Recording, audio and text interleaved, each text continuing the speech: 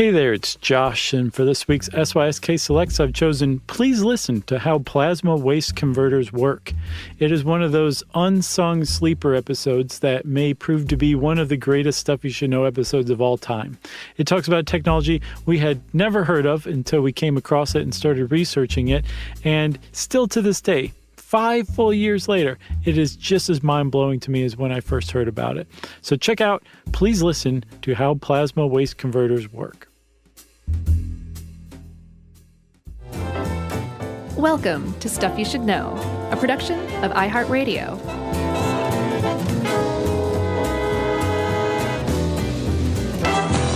Hey, and welcome to the podcast. I'm Josh Clark. There's Charles W. Chuck Bryant. Guest producer Noel is here. Noel's moved in.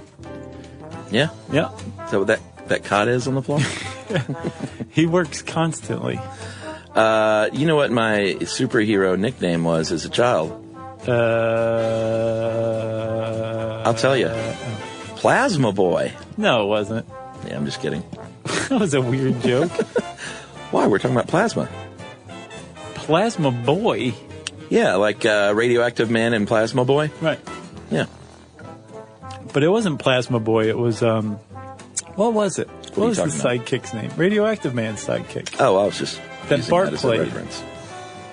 Now I want to know, dude. Well, the answer is Fallout Boy? That's a band. I know, but I wonder if it's based on that. Oh, maybe. I don't know. Huh. We'll find out, won't we? Well, we'll look it up, and then we'll find out with a million emails. So, Plasma Boy, huh? I wish.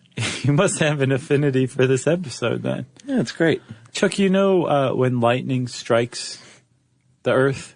We did a pretty awesome podcast on lightning. Mm-hmm. Do you remember we talked about how it literally rips the sky open? Yeah. It rips the atmosphere open. Yeah.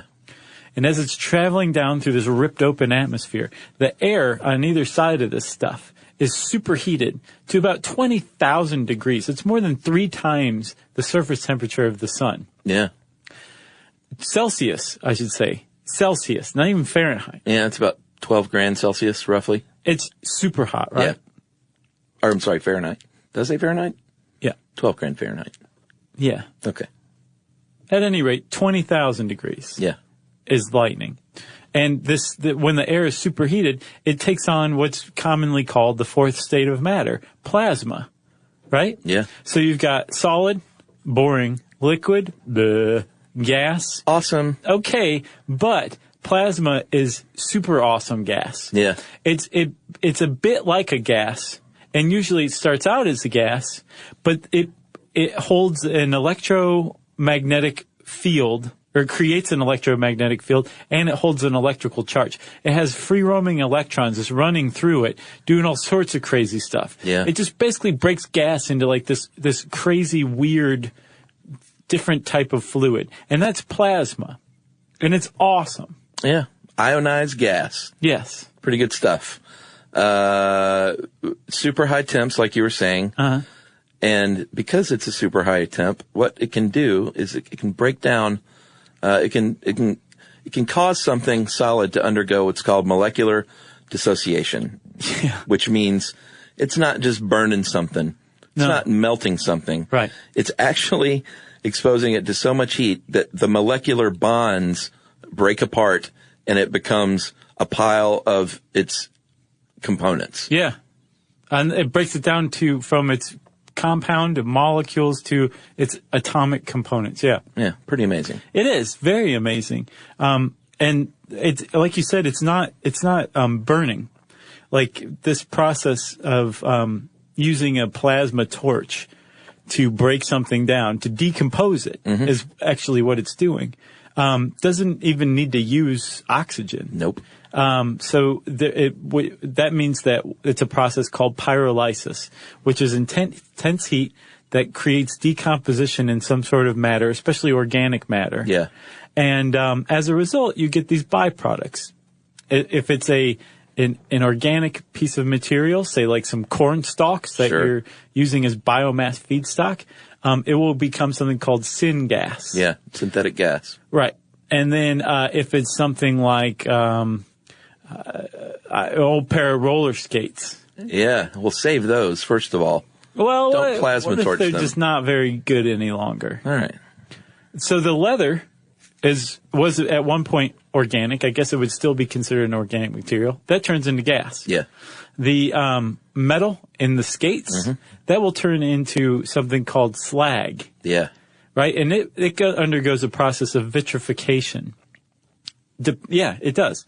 Vitrification is where this stuff becomes the bonds break between it so thoroughly that it becomes basically a form of glass.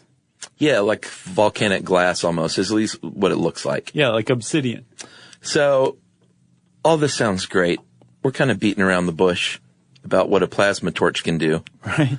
And here's the big bomb. Boom. Plasma torches can burn garbage and waste. Yes, and not only that, they can burn it without combustion, which means there's not a bunch of smoke. Yeah. And they can actually harvest the energy in that garbage in incredible ways. Yeah. Because it turns out garbage is chock full of potential energy. Yeah. You can release that energy when you burn it, like just regular incineration. Sure. But you only can maybe net about 15% of the energy that's locked into this big pile of garbage in like a landfill, right? What a waste. With using a plasma torch to create pyrolysis or gasification, you can net up to 80% of that energy that's locked in there potentially That's crazy. into garbage. So what we're talking about is a potential future where we are using plasma torches to create energy to sell back to the grid, to create steam, to turn those turbines like we're always still just knocked out. Yeah. That's how you create energy these days. Yeah. I'm sorry, electricity. Sure.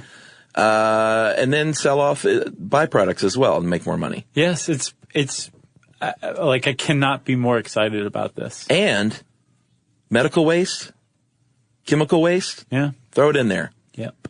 In fact, you know what? Throw anything you got in there, Daddy, except for like radioactive material. You got a swine flu outbreak? You take those pig carcasses, you throw them into the gasification chamber. There is no swine flu left. It is totally gone. Or how about this? I'll bring it to your farm. I'll have a small one set up. Yeah. You got a swine flu outbreak. I'll come to your farm. Sure. And I'll burn up all those nasty pigs. Right. You got some toxic waste? Oh, well, we'll just burn that. Yeah. In a gasification chamber, and we'll break it down to its inert components. It's not going to hurt anybody no more, little lamb. I guess we keep saying burn. Well, it's really tough not to. But yes, you're right. So we'll say torch. Torch. Yeah. Nice. All right. So let's talk. Strickland wrote this, Jonathan Strickland of Tech Stuff, and he did a great job. As always. And he seemed to be as excited about it as we are when he was writing it. Right. Because how can you not be? Let's talk about some of the parts of these things. The first thing that he points out that we should point out is that any plasma conversion gasification facility is going to be unique to its own needs. They're all custom built at this point. There's no standardized unit. There are some companies that are starting to, like Westinghouse has some that you can just like what amounts to off the shelf. The backyard gasifier? Pretty much. That'd be awesome, actually. Yeah, I think they have like 3 different models, although I'm sure they will custom build you whatever you want. Yeah, you're probably right. But at any rate, when he wrote this, they weren't super standardized, and that's good that we're going toward that. But so what we're going to talk about is, sort of depends on the system. Sure. But what you're probably going to have is a conveyor belt that's going to move the garbage into the converter. Yeah, it's going to play that Bugs Bunny Powerhouse song. Oh man. Sometimes they will treat the stuff. Like, although you could, if you had a big enough, machine, you could throw an entire car in it, let's say. Yeah. But sometimes it's more efficient to break that car down. Sure. And have a pile of tires and a pile of scrap metal. Yeah. And break it down to its components just to make it more efficient. Yeah, because it's going to use a lot less energy to break it down into smaller parts. Yeah. And then feed it into the plasma torch incinerator than it will to just torch it with the torch. Because these things use a lot of energy. Yeah. A lot of energy. They probably saved that for when the investors come by. Right. They're like, watch it. You see this old Buick? Now you see it. Now you don't. You have your furnace, of course, and Strickland says this is where the magic happens. Because you don't need oxygen, it is airlocked and airtight. Junk goes in, but the heat doesn't escape into the atmosphere or the gases or the byproducts. Which, again, that is really saying something about the material science that's gone into this. Because these things are burning at or heated to 6,000 degrees Fahrenheit. Celsius. Again, Celsius. Yeah. Like the temperature of the sun. Yeah. In this canister right here. That's amazing. I'm surprised they don't have plasma weapons for real. I think it's really great that they don't. I looked into it. It's like the realm of video games, of course, like plasma guns and stuff. Man. So if you have a furnace, which you will, you're going to have the plasma torch, which is in the lower half of the furnace, let's say. And they're also going to have some drainage for that slag and some venting for the gas. And it's going to be water cooled. Yeah, one of the things that came across to me in this researching this is these things frequently have really elegant designs, right? Yeah. So you have a drain for the slag, which again is the molten metal that's broken down to its constituent parts. It's inorganic material, and depending on how you treat it, it'll turn into glass or sand or nodules, right? Or asphalt. Yeah. And then you have the gas going up. But you also, and you're draining off the slag, but you're also keeping some in because it forms basically a coke bed. Yeah. That keeps the furnace hot, which means you have to use less energy. Yeah. In your plasma torch. It's like having your own little lava bed. Right. Just sort of sitting there. Exactly. Heating things up. So that's pretty cool. But eventually you're going to probably want to get some of the slag out of there because you're going to do cool things with it, which we'll talk about later. That's right. The plasma torches themselves are clever, amazing little instruments. It's basically it's a lightning creator. Yeah. They use an electrical arc. They push usually just plain old air through it. Yeah. So that this electric charge heats the air to these 6,000 degrees, turns it into plasma, and then that's what's directed into the furnace. That's crazy. It is very crazy, but that's what they're doing. It's a little water-cooled torch that gets super hot. It also doesn't use any kind of oxygen for combustion. Right, and also these things. You want to turn me on with electrical stuff is show me a system that powers itself. Right. I just love that more than anything. And these facilities, they've got excess energy to spare. Right. Afterward. Not only can they power themselves. Right. In a lot of cases, they're selling, back to the grid. Right. So once you've got this initial input where you get this thing going online and you heat that plasma torch up for the first time, the moment you start feeding feedstock into it, which in this case is garbage, plain old municipal solid waste from your landfill. Like Back to the Future. Right. Right when you start feeding that, it starts to produce energy. Yeah. And the way that it does that, that gas that escapes, syngas. Let's talk about syngas, dude. Yeah. Syngas is a beautiful, amazing, elegant thing. It has, it's combustible in its untreated form. Mm-hmm. So you could use it to burn like natural gas, although it has about half the energy density of natural gas. But if you're burning garbage, it's just basically free natural gas. Yeah. It's a byproduct. You can also treat it and scrub it and just release it into the atmosphere as inert gas. Yeah. No problems with that. Water scrubbed. Right. Yeah. But when the syngas exits the furnace, it wants to expand. So if you're a very clever engineer, you'll put what's called a gas turbine right there. Mm-hmm. A gas turbine is spun by expanding gas. Yeah. Well, you got plenty of that stuff, right? So you've got the syngas going through the gas turbine, spinning that, so it's generating electricity. It's also very hot. So once it goes through that gas turbine, it can be caught by what's called a heat recovery steam generator, right? Yeah. And that's just got some water going through it, and it uses this hot heat gas to turn the water into steam. Well, that in turn turns another turbine that generates even more electricity. And then at the end, before you even treat it, you have all the syngas that could be used to fuel a combustion engine to generate even more electricity, all from burning garbage. All right, we have to take a break because I have to peel Josh off the ceiling because you're so excited about syngas. I am. All right, we'll be back in a sec.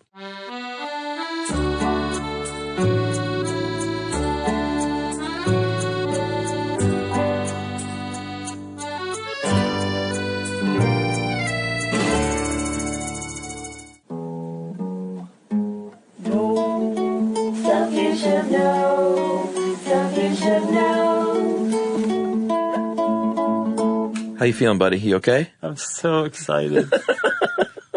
This might as well be Ocean Currents. Oh, yeah, you like that one too, huh? Yeah, that's good. All right, so we were talking about syngas. You need to scrub it with water. They passes through a spray of water. Mm-hmm. You're actually cleaning gas, which is pretty interesting as a concept. Mm-hmm. And then there are all measure of filters afterward to remove acids and things like that, which do form weird byproducts like salts, inert salts. It's pretty neat. If you run it through a base scrubber, it turns into salts, but they're, again, inert. Like, just go ahead, pick up a handful and eat it. See what happens. Probably nothing. And if you use an afterburner, sometimes they'll use a secondary burner, which is actual just natural gas flames, I guess, to finish the job, maybe? Yeah, to burn off, like, any particulate matter in the gas. Like, if the process didn't, the syngas isn't, like, pure. Right. This basically burns off particulate matter. Or you can scrub it too. And if you're doing all this, you're probably just going to release it rather than try to trap it and use it for combustion. Right. If you're going to scrub it. But you do need to scrub it, especially if you're going to release it in the atmosphere, because it does contain some pretty nasty stuff. Yeah. Cadmium, mercury, a lot of heavy metals. Because remember, what this process does, the plasma torch and the gasification process, breaks these things down into their constituent atoms and molecules, right? Yeah. And heavy metals and some other things are not really good for us, even in their most basic form. So for the most part, it's going to take something that, chemically speaking, was once a threat, but has been broken down to its separate, innocuous, inert components. Right. Some things, even when they're at their most basic level, are still dangerous to us, like cadmium, like mercury, like other heavy metals. And these things do have to be taken out of the slag and or the syngas and disposed of. The thing is if you put 1,000 tons of municipal solid waste into one of these furnaces, you're only going to get about 20 tons of that stuff. Right. So we will still need landfills or something like that, but it will just be for these very dangerous chemicals or very dangerous like heavy metals or something like that. But you still got great stuff out of the other 980 tons. Yeah, exactly. So the byproducts we talked about, the syngas, the slag, and the heat are all used, or not always used, depends on what you're trying to do with your plant, but they can potentially all be used. And the slag, I think you already said, you're getting 80%, so that means the weight of your resulting slag is only 20% of what you started with. So you took that Buick, and it now weighs 20% what it formerly weighed. Right, you could pick it up if you wanted. Yeah, maybe so. Probably should wait for it to cool down first, though. And the volume is only about 5% of the original waste volume. And like you said, it looks like volcanic glass, and they can use it in asphalt and concrete. Mm-hmm. They can pour it directly into molds and make paver stones. Right. And it's all of a sudden it's something you would find at your big box hardware store for your garden. Yeah. Which is pretty amazing. Another potential creation that you can use slag for is to turn it into rock wool. Oh man, I love this stuff. Right, like so as this molten slag is coming out, if you expose it to compressed air blasts, it turns into this thready, very light but also very strong wool type material, like gray cotton candy is how Strickland puts it. Yeah. And there's a lot of uses for it. Like you can use it in hydroponics. It's a growing medium. You can also use it as insulation. Apparently it has twice the insulating properties of fiberglass. Yeah, amazing. Yeah, it is. And you can also use it to clean up oil spills, it says. Yeah, this is the one that really gets me going. It's lighter than water, so you can just throw it on water and it'll sit there. Yeah. And it's super absorbent, so it'll basically, what they'll probably do is contain it in something like a tube or something, and then just throw that tube in a big circle around an oil spill. Mm-hmm. It'll float on the water, soak up the oil. And then you just go back and scoop up the rock wool. Yeah, I guess so. Yeah. I had a friend that used to work in, I need to look that up and him up actually, because I don't know where it went, but they were using banana fibers to do the same thing, to clean up oil spills. Didn't we do one on oil spills and like your friend, you emailed with them or something like that about it? I don't know. I feel like we did. Seems like the distant past. But here's the cool thing about the rock wool. They currently use it. It's not just something that you can only get as a byproduct of creating the syngas. Right. It is produced by mining rocks. You melt it down and then spin it sort of like cotton candy, like you said, in a big machine. And here's the cool thing about the gasification, though. The way they make the rock wool now, it's about about $1 a pound. As a byproduct, it could be sold for 10 cents a pound. Plus, you don't have all of the disturbances in the earth of mining rocks to turn into rock wool. It's a byproduct of garbage that you're burning. That's great. It's amazing. This is like win, win, win, win, win, win, win, win. The slag is not leachable? That's another cool thing that I found too. Yeah. So Strickland specifically said you can't do this with radioactive material. I have seen that you can. Oh, really? Yeah.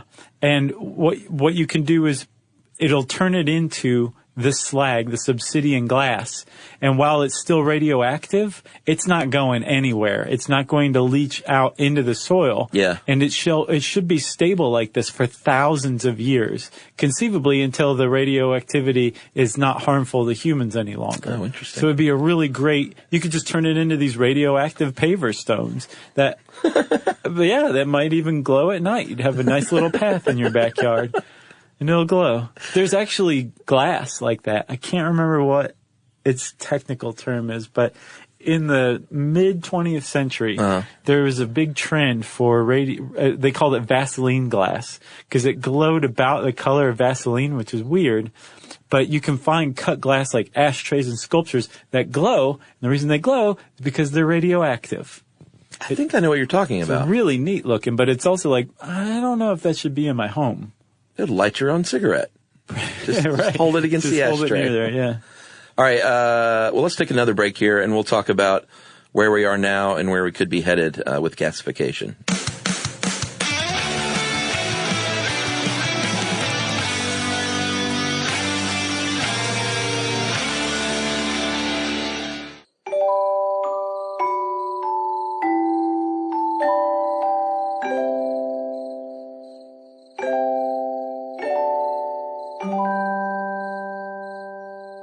All right, so here's what I found, and this might not even be current. What I saw was that there are currently 8 functioning plasma gasification facilities in the world. That sounds about right. One in Taiwan, one in Japan, one in Canada, one in England, one here in the USA. Where's the one in the U.S.? Think Vero Beach, Florida. Oh, yeah. One in India, one in China, and get this one. There's one on an aircraft carrier. Neat. That the U.S. is using. The idea is that it's a little small unit that basically just treats the onboard waste. Oh, that makes sense. So they envision a future where, like, cruise ships have these things. And they don't have to just dump all their garbage in the ocean while they're at sea. Exactly. Yeah. You treat all the waste, and I guess they could even sell byproducts if they wanted to. Yeah. It's pretty cool. There's one that's supposedly going, I know you saw it was mothballed, right? But there's one that's planned. They have like all of the, I guess, the licenses and certifications that they need to build one in Port St. Lucie, Florida. And it started out as it was going to take on 1,000 tons of garbage a day and put out it was going to generate 67 megawatt hours a day and sell 33 of that.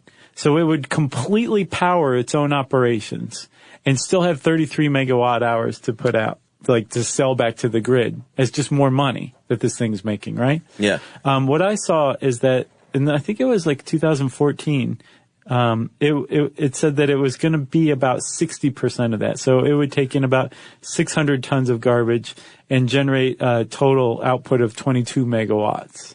But I don't know if it's coming or not. But either way, the thing that got me about this one, Chuck, was that they plan to not just accept landfill waste, but to go out and mine existing landfills and use those things as feedstock. And in fact, there was one in Utashinai, Japan, that closed down because they ran out of feedstock. They burn through all the garbage.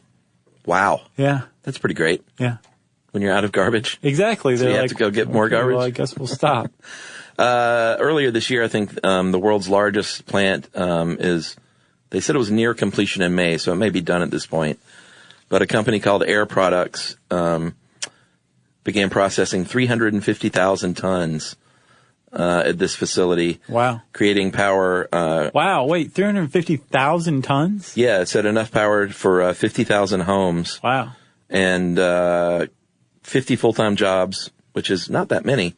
Not for that much, but no, it which must is be highly automated, I would guess. Yeah, which is sort of good in a way. But I guess you'd want more jobs created too. Sure. It's sort of a balancing act, I guess.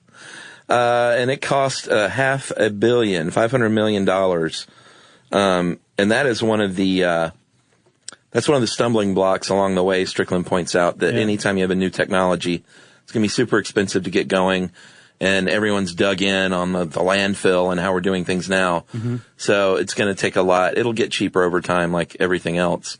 That's a new way of doing things. And you also have to win over the establishment with dollars. You have to show them why it'll be better for them financially. Well, yeah. Also, if say a municipality is kind of like, well, we're not going to close down the landfill, but if you guys want to open one, go ahead. Right. Well, then you have a plasma waste treatment facility and a landfill in direct competition. Mm-hmm. And if you are their customer, meaning you have some garbage that you want to take, you don't care where your garbage is going, probably. No. You want to go to whoever has the cheaper fees for accepting that garbage. Yeah.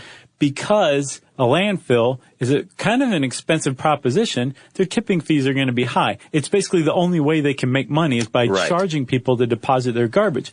With a plasma waste treatment facility, they're making money all over the place. They're selling slag as paver stuff. They're selling rock wool to clean up oil spills. They're selling electricity back to the grid. Yeah. So they're making money in all these other ways that can pay for the operation and generate a profit so they can keep their tipping fees low. So if you own a landfill and somebody opens a plasma waste treatment facility in the same city, you may be in a bit of trouble business-wise. Yeah. Keep the tipping fee low and not just people, like municipalities will begin using your services. Ultimately, because I think the one thing that's lacking still is that environmental will. Right. And we're definitely a lot further along than we were when Strickland wrote this article. Sure. But I think that's one of the things that makes it so attractive is we're going to burn your garbage in really, really green, sustainable ways, create energy from it, and we're going to go get your old garbage and burn that too. Yeah. And make even more electricity. And the plant's going to power itself with your garbage. Yeah. It's a win-win. Win-win, win-win-win, win-win. So Strickland interviewed, he was from Georgia Tech, right? Mm-hmm. A Dr. Cicero. Yes. I'm sorry, Curcio. Oh, I thought it was Cicero too. Yeah, it's a mind trick. R before C. So Dr. Curcio said he envisions a future where you don't just have like the big municipality plant, like that'd be great and all. Mm-hmm. Maybe you could bring a plasma torch to a landfill and just bore a hole through it and stick that plasma torch in there, cap it off, and start burning that junk from the inside out. Yeah, but if you're like, well, whoa, there could be a coal seam nearby. What about, That's what I thought. What about like Centralia, Pennsylvania, right? Centralia, Pennsylvania caught fire. There's a combustion fire going on. If any coal seam was exposed to this, it would just be decomposed into carbon, into its constituents. It wouldn't catch fire. That's nothing to do with this. Yeah. Again, so it's actually extremely safe. And the landfill itself would act as the furnace. That's amazing. Isn't it? Like, it's really tough to think of really intense heat without thinking fire. Right. But that is not where this goes. Yeah. Or Dr. Curcio says Dr. Cirque du Soleil says, hey, why not work together here and bring a plasma converter to another existing traditional facility where they can work hand in hand. Like a coal-fired power plant. Yeah, why not? So what this would do is you would just basically stick a plasma facility onto it into the existing infrastructure. and just accept garbage in there and burn that and everything. And then the syngas that's created would be used to help fire the coal fire plants. That's right. Then it would be used for combustion, right? Yeah. And you would be using less coal or less fossil fuels to do the same thing, to create steam to spin the turbine. Because ultimately, that's what it all comes down to with electricity. So if you have a green way to supplement this stuff, all you're doing is using less fossil fuel too. Right. It's also way cheaper because then you're not having to treat the syngas, which apparently is half the cost of a plasma treatment facility. Yeah. Because these guys have to treat the escaping smoke and everything anyway. So all you're doing is adding actually a cleaner fuel into the fire that's going to ultimately be cleaned down the line. Amazing.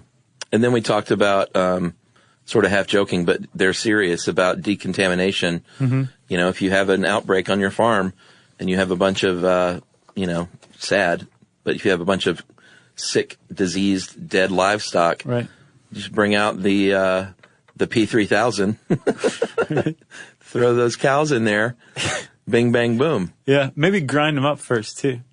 Yeah, why not? Yeah, and you can do that with soil as well. Contaminated soil. Got an E. coli outbreak in your spinach field? Not anymore. Yeah. Bunch of dirty humans? Not anymore. Just throw them in there. Medical waste to biohazard? Nope. You've got inert stuff. Yep. A poopy cruise ship? The P3000. Put the whole thing in there at once. I'm kidding about dirty humans, by the way. Why? Do I even need to say that? I don't think so. Okay, good. I hope not. You never know, buddy. So that is plasma waste treatment. Hopefully the wave of the future. Yeah, we should title this something a little sexier so people aren't like... Yeah, there's a lot of people who are not listening to that. But that should. Yeah, because then, like, even people that are super into, like, green technologies will probably be like, oh, I don't want to learn about this weird science thing. Yeah. How about plasma waste treatment? Please listen. Signed, Josh and Chuck. Yeah, I like it. It's a little clumsy. We'll work on it. If you want to know more about plasma treatment facilities or any of that stuff, you can type those words in the search bar at howstuffworks.com. And since Chuck said sexy, it's time for listener mail. I'm going to call this, You Guys Got Africa Right. Thank you. Hey guys, listen to your podcast about female puberty and was very impressed with the thoughtfulness and sensitivity in which you explained things and gave advice. By the way, we heard from a lot of people on that. And thank you. A lot of young women, a lot of grown women, a lot of men and dads. Right. And that one meant a lot. It was really good to get that one right, I think. The one thing that we didn't quite get right, that someone has pointed out more than a few times, is we said boy crazy a lot, and we should have gone out of our way to say, like, you might also be girl crazy, or you might not have sexual feelings and thoughts. I wish we had that one back. I know. That's, I'm giving us a break on that because we people know how we feel about that stuff. We just didn't point it out as strongly as we should have. But that's how things change and improve, though. I know. Well, we're saying it now. Young ladies out there going through puberty, you might like other girls. You might not like boys or girls. And all that's okay, too. Yes. All right. Thanks for saying that. So back to this. Probably listened to about 200 or more of your podcasts. Oh, man, you got a long way to go, buddy. And I'm always... He's like, I'm almost to 301. Yeah. Only 500 after that. I'm always happy to hear you guys do your best to be specific when you make references to events in countries or geographic regions. What I mean by this is you don't generalize like a lot of people do and say crap like in Africa they blah, blah, blah, or in Europe it's normal to blah, blah, blah. When you got to the part of your latest show where you talk about female puberty rights, I was elated to hear you being careful enough to say in Ghana there is a village where ... The reason for my reaction is that I've lived in the U.S. for 20 years, but I'm from Ghana. There are at least 20 distinct ethnic groups and languages in Ghana alone. Wow. And I know for a fact that the ritual you described is not done in all of them. In fact, I've heard of it, but I don't think it happens anymore. By the way, the official language in Ghana is English, so we are able to communicate with each other. Nothing irritates us Africans more than to hear someone start a sentence with, in Africa. I bet. Sure. Like a continent that huge. Yeah. Because no one says, well, in North America. No, but they do say, like, in the U.S. Or at True. least it's a confederation of, like, associated states. In Africa, it's like, yeah, you're you're putting the whole continent in, and it's all these different countries, Yeah. all these different cultures. Yeah, it's amazing. So thanks, guys, for being so thoughtful and professional. Eric from Seattle, by way of Ghana, I guess. Yeah. Thanks a lot, Eric. Appreciate that. Thank you. Agreed. If you want to get in touch with us, whether to give us big ups or poo-poo us or submit some sort of neutral statement that's fact-based, who knows? We get those a lot. Yeah. You can tweet to us at SYSK Podcast. You can join us on Facebook.com/Stuff You Should Know. You can send us an email to stuffpodcast@howstuffworks.com. And as always, join us at our home on the web, stuffyoushouldknow.com. Stuff You Should Know is a production of iHeartRadio. For more podcasts from iHeartRadio, visit the iHeartRadio app, Apple Podcasts, or wherever you listen to your favorite shows.